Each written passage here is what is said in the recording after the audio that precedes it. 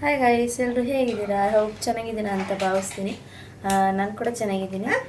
So ಇವತ್ತಿನ vlog ಏನಪ್ಪ ಅಂತ ಅಂದರೆ, ನಾನು ಅದೇ ಹೇಳಿದ್ನಲ್ಲ, ಹಿಂದಿನ ವ್ಲಾಗಲ್ಲಿ ಮಾಡಿದ್ದೀನಿ. ನಮ್ಮ ನಮ್ಮ ಹಸ್ಬೆಂಡ್ ಮನೆಗೆ ಹೋಗತ್ತು 8 9ಕ್ಕೆ ಬಿದ್ದಿತ್ತು ನಮ್ಮ ಪಾಪುಗೆ.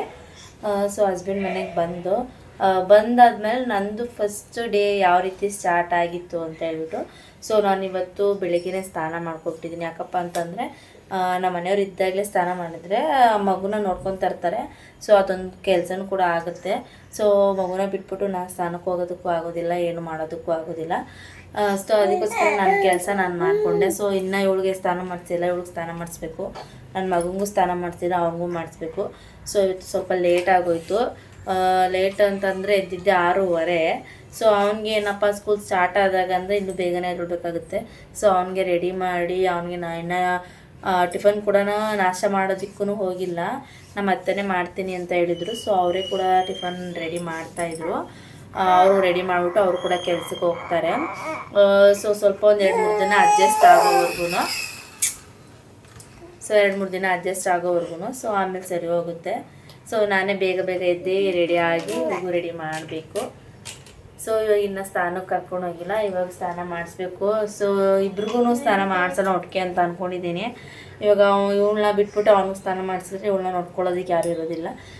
ಇವಳನ್ನ ಬಿಟ್ಬಿಟ್ಟು ಅವನ್ನ ಬಿಟ್ಬಿಟ್ಟು ಇವನಿಗೆ ಸ್ನಾನ ಮಾಡಿಸಿದಾಗ ಮತ್ತೆ ಅವ್ನಿಗೆ ಸ್ನಾನ ಮಾಡಿಸೋದಕ್ಕೆ ಹೋದಾಗಲೂ ಇವಳು ಎದ್ದಿರ್ತಾಳೆ, ಇನ್ನೂ ಅಂದ್ಕೊಂಡಿರಲ್ಲ. ಸೊ ಅದಕ್ಕೋಸ್ಕರ ಇಬ್ರಿಗೂ ಒಟ್ಟಿಗೆ ಮಾಡೋಣ ಅಂತ ಅಂದ್ಕೊಂಡಿದ್ದೀನಿ. ನೋಡೋಣ.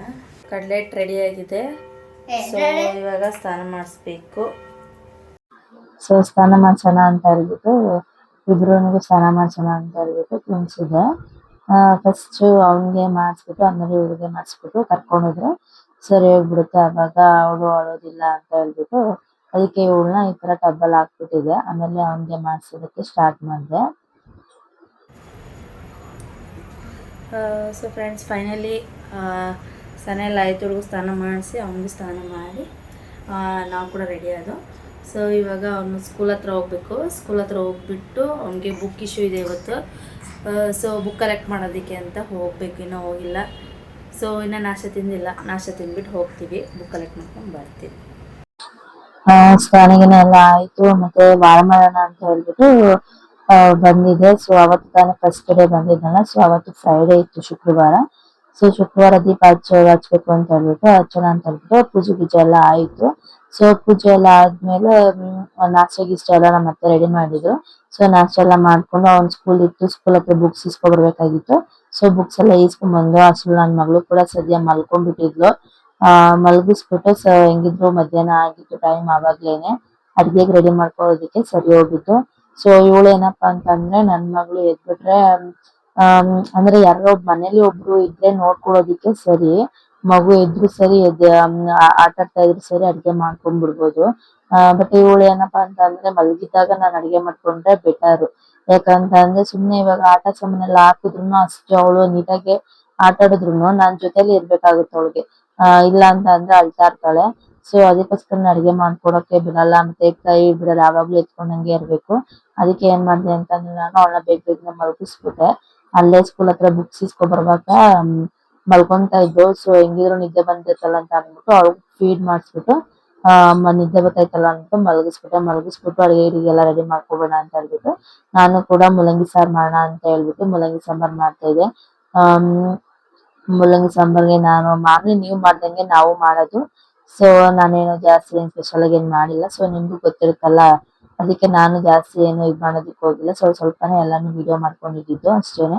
ಸೊ ನಮ್ದು ಕೂಡ ಊಟ ಗೀಟ ಎಲ್ಲ ಆಯ್ತು. ಇವಾಗ ಇನ್ನೇನಪ್ಪಾ ಅಂತ ಅಂದ್ರೆ ನಮ್ದು ಫಸ್ಟ್ ಆದ್ರೆ ನಾನು ನನ್ನ ಮಗ ನಮ್ಮ ಮನೆಯವ್ರು 3 ಜನ ಇದ್ದು. ನನ್ನ ಮಗಂದು ಸ್ವಲ್ಪ ಬಟ್ಟೆ ಹೆಂಗೋ ಅಡ್ಜಸ್ಟ್ ಮಾಡ್ಕೊಂಡು ಇವಾಗ ನನ್ ಮಗಳು ಹುಟ್ಟಾದ್ಮೇಲೆ ಸ್ವಲ್ಪ ಬಟ್ಟೆ ಇಕ್ಕೋದಿಕ್ಕೆ ಜಾಗ ಸಾಲ್ತಾ ಇರ್ಲಿಲ್ಲ, ಇಕ್ಕಟ್ಟಾಗ್ಬಿಟ್ಟಿತ್ತು. ಅದಕ್ಕೆ ಅಂತ ಅಂದ್ಬಿಟ್ಟು ನಮ್ಮ ಮನೆಯವರು ನಾವು ನಮ್ಮ ಅಮ್ಮನ ಮನೆಯಿಂದ ಬರೋಷ್ಟ್ರಲ್ಲೇನೆ ಕಬೋರ್ಡ್ ಮಾಡ್ಸಿದ್ರು ಹೊಸದಾಗಿ. ನನ್ ಮಗಂಗೆ ಮತ್ತೆ ನನ್ ಮಗಳಿಗೆ ಅಂತ ಹೇಳ್ಬಿಟ್ಟು ಸಪ್ರೇಟ್ ಆಗಿ ಇಬ್ರಿಗೂ ಒಂದೊಂದು ಕಬೋರ್ಡ್ ಮಾಡ್ಸಿದ್ರು. ಕಬೋರ್ಡ್ ಏನೋ ಮಾಡ್ಸ್ಬಿಟ್ಟವ್ರೆ. ಬಟ್ ಇವಾಗ ಏನಂತಂದ್ರೆ ಎಲ್ಲನೂ ಬಟ್ಟೆ ಎಲ್ಲ ಹಂಗಂಗೆ ಅಂದ್ರವೆ, ಅವೆಲ್ಲನೂ ನಾನು ಇವಾಗ ನೀಟಾಗಿ ಮಡ್ಚಿಕ್ಕೋದೇ ಜಾಸ್ತಿ ಇರೋದು. ಏನ್ ನನ್ ಮಗನ್ ಬಟ್ಟೆ ಅಂತೂ ಹೊಸಿ ಇಲ್ಲ, ಏನ್ ಬರೀ ಪ್ಯಾಂಟು ಶರ್ಟು ಅದೇ ಆಗೋಗವೆ. ಅವನಂತೂ ಅವಾಗ ಜಾಸ್ತಿ ಫಸ್ಟ್ ಸ್ಟಾರ್ಟಿಂಗ್ ಒಂದ್ ವರ್ಷ ಸ್ಕೂಲ್ ಸೇರ್ಸಿದ್ದು. ಅವಾಗ ಹೋಗಿದ್ದ. ಬಟ್ ನನ್ಗೆ ಅವಾಗ ಪಾಪುದು ನಾನು ಪ್ರೆಗ್ನೆನ್ಸಿ ಆದ್ನು. ಅವಾಗ ಒಂದ್ ವರ್ಷ ಅವ್ನ್ಗೆ ವೇಸ್ಟ್ ಆಯ್ತು, ಸೇರ್ಸ್ಲಿಲ್ಲ. ನಮ್ಮ ಅಮ್ಮನ್ ಮನೆಗೆ ಮಾಮೂಲಿ ಬಾಣ್ತನ ಅಂತ ಅನ್ಕೊಂಡ್ ಹೋದೆ. ಅವನು ಇಲ್ಲಿ ಇರಲ್ಲ, ನಾನು ನಿನ್ ಜೊತೆನೆ ಇರ್ತೀನಿ ಅಂತ ಅನ್ಬಿಟ್ಟು ಅವನು ಹಠ ಮಾಡ್ತಾ ಇದ್ದ. ಅದಕ್ಕೆ ನನ್ ಜೊತೆನೆ ಕರ್ಕೊಂಡ್ ಹೋಗಿದ್ದೆ. ಸೊ ಅವಾಗ ಒಂದ್ ವರ್ಷ ವೇಸ್ಟ್ ಆಯ್ತು. ಸೊ ಅವಾಗ ಬಟ್ಟೆ ಮಾಮೂಲಿ ಇವಾಗ ಏನೋ ಸ್ಕೂಲ್ ಸೇರ್ಸಿದ್ರಲ್ವಾ, ನಾವು ಚೆನ್ನಾಗಿರೋ ಬಟ್ಟೆನ ಹಾಕೊಳ್ಳೋದಿಕ್ಕೆ ಅಂತ ಅಂದ್ಬಿಟ್ಟು ಇಕ್ಕಿರ್ತೀವಿ. ಅವೆಲ್ಲ ಬಟ್ಟೆ ಹಂಗಂಗೆ ಇದ್ವಲ್ಲ. ಸೊ ಇವಾಗ ಅದನ್ನೆಲ್ಲ ಹಾಕಕ್ಕೆ ಹಂಗೆ ಇದ್ ಮಾಡ್ಬೇಕು, ಯಾಕಂದ್ರೆ ಎಲ್ಲ ತುಂಡಾಗೋಯ್ತಾವೆ. ಇನ್ನೊಂದು ನನ್ಗೆ ಮಗ್ಳ ಅವಳಲ್ಲ, ಸೊ ಅವಳಿಗೆ ಜಾಸ್ತಿ ಏನದು ಯೂಸ್ ಆಗಲ್ಲ. ಅವಳು ಬರೀ ಫ್ರಾಕು ಅದೇ ರೀತಿ ಇದ್ದಿ ಇದ್ ಹಾಕೊತಾಳೆ. ನಮ್ಮ ಮನೇಲಿ ಏನಂತಂದ್ರೆ ಅವಳಿಗೆ ಜಾಸ್ತಿ ಫ್ರಾಕೆ ಹಾಕ್ಬೇಡ, ಅವಳಿಗೂ ಟಿ ಶರ್ಟ್ ಆಮೇಲೆ ಹುಡ್ಗನ್ ತರಾನೇ ಅವಳು ರೆಡಿ ಮಾಡು ಅಂತ ಇದ್ ಮಾಡ್ತಾರೆ. ಸೊ ಹಂಗಾಗಿ ಬಟ್ಟೆ ಅವಳು ಫಸ್ಟ್ ಇವಳವೇ ಎತ್ಕೋಣ ಅಂತ ಹೇಳ್ಬಿಟ್ಟು ನನ್ ಮಗಳದೆಲ್ಲ ರೆಡಿ ಆಗಿತ್ತಲ್ಲ. ಸೊ ಎಲ್ಲಾ ಬ್ಯಾಗ್ ಇಂದ ತಂದಿದ್ದೆ. ನನ್ ಮಗಳದೇ ಒಂದ್ ಬ್ಯಾಗ್ ಇತ್ತು, ನಮ್ಮ ಅಮ್ಮನ ಮನೆಯಿಂದ ತಂದ್ಬಿಟ್ಟು ಎಲ್ಲಾ ಕಿಟ್ಗಳೆಲ್ಲ ಹಂಗಂಗೆ ಇಟ್ಬಿಟ್ಟಿದ್ದೆ. ಸೊ ಇವಾಗ ಸ್ವಲ್ಪ ಫ್ರೀ ಆಯ್ತು ಅಂತ ಹೇಳ್ಬಿಟ್ಟು, ಫ್ರೀ ಆಗೋದೇ ಇಲ್ಲ.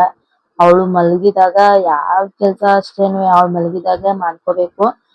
ಅಲ್ಲಿ ಊಟ ಎಲ್ಲ ಮಾಡ್ಕೊಂಡ್ ಬಂದ್ಮೇಲೆ ಮಧ್ಯಾಹ್ನ ಮಲ್ಕೊಂತಾಳಲ್ಲ ಅಂದ್ಬಿಟ್ಟು ಮಧ್ಯಾಹ್ನನು ಮಲಗಿಸ್ಬಿಟ್ಟು ಈ ಕೆಲ್ಸ ಎಲ್ಲ ಮಾಡ್ಕೊಂತ ಇದ್ದೀನಿ. ಅವಳು ಎದ್ದಾಗಂತೂ ಮಾಡ್ಕೊಳೋದಕ್ಕೆ ಅವಳೇ ಅಂತಲ್ಲ, ಯಾವ ಮಕ್ಳಾದ್ರೂ ಸರಿನೇ, ಮಕ್ಳಿರೋ ಮನೇಲಿ ಮಾಡ್ಕೊಬೇಕು ಅಂದ್ರೆ ಮಕ್ಳುಗಳು ಮಲಗಿದಾಗ್ಲೇ ಮಾಡ್ಕೊಬೇಕಾಯ್ತದೆ. ನಾನು ಕೂಡ ಅವಳನ್ನೆಲ್ಲ ಮಲಗಿಸ್ಬಿಟ್ಟು ಮಾಡ್ಕೊಂತ ಇದ್ದೀನಿ.